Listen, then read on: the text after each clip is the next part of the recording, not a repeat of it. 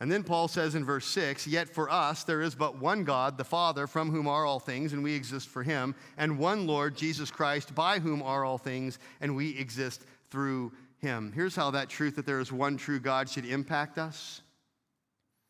It shouldn't make us callous to idolatry. It shouldn't make idolatry acceptable to us. It should make us flee from idolatry. We want nothing to do with idols. We don't dabble in idols. We don't get near to idols. We don't say, hey, that's just a statue, so it's no big deal. We flee from idolatry. And Paul here quotes, or he uses Deuteronomy 6:4, the Shema.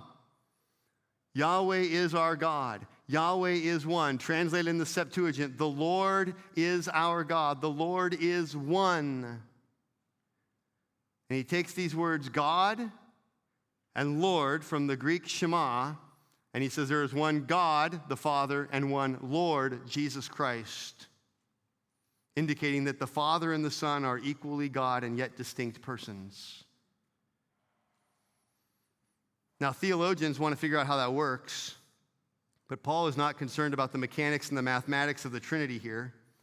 He is concerned with the practical implications for Christians. And because there is only one God, the Father, who is the source of all things, we exist for him.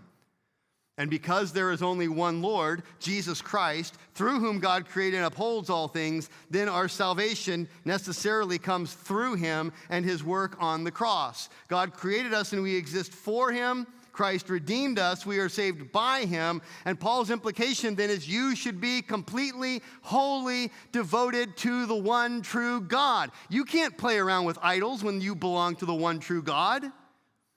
The fact that there is only one God is not license to dabble in idolatry. It is motivation to avoid all idolatry. But the Corinthians had completely flipped it, hadn't they?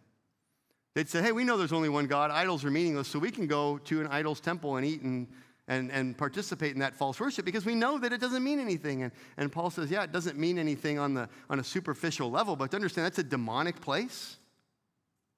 And you belong to the one true God. You can't go around where there's false gods being worshiped and participate in that if you really believe in one true living God. The problem with the Corinthian ethics was it didn't take God into account. It only looked at the idols. False gods aren't real. Okay, well, that's true, but that's only half the story, Paul says. There is a true God, and there is only one true God, and he does not want his people messing around with idols for any reason. Whenever we look at our lives and our decisions and we don't factor in the God who is there, the one true God, we will make the wrong decision every single time. And that's what the Corinthians were experiencing.